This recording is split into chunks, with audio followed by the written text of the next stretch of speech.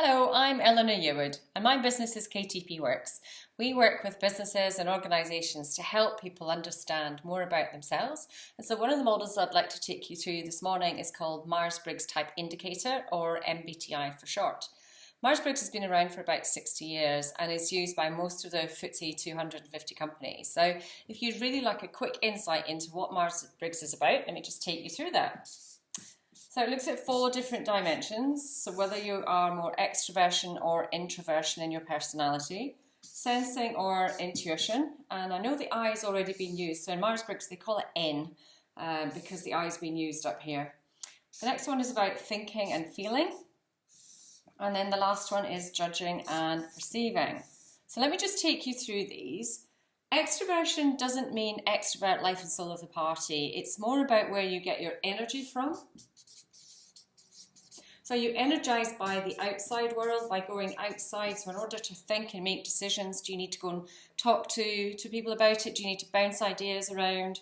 Or are you more energized by going inside? You get energy by going maybe for a walk around the park, around the building. You need to sleep on it, you need to reflect and think about your ideas and decisions. And at meetings, these 2 personality types act quite differently. Extroverted types are much more putting their ideas forward. Introverted types are thinking quietly around their ideas. So it looks as if they're possibly not participating, but actually they are. They're just not expressing it outwards. Sensing and intuition is about information.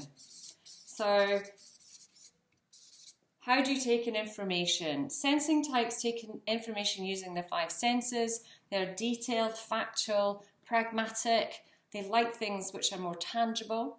And intuition types, it's more about that future orientation of possibility of what things could be. So N's are very good at imagining how things might be. They're typically people in meetings, for instance, who are looking at the what if we change this, what if we were to do this. They're typically more strategic in their thinking. S's, on the other hand, they're the ones who are going to make the strategy work. So they're more pragmatic, procedural. They take in information in a more linear fashion. They like a start, a middle and an end, whereas N's take in information much more of a random way. So S's will like logical, sequential information, and N's take in information quite randomly. Thinking and feeling, this is about how we make decisions. So do we use our logical, rational head, as it were, or our F is more about our feelings, our empathy, harmony, our compassion. So when we make decisions, T's tend to step back and make logical, rational decisions about what's fair and just for everyone, and S will make decisions by stepping in and imagining this would actually be happening to them. So they make decisions based on harmony, relationships, compassion, really thinking about the people, and T's are thinking about the task.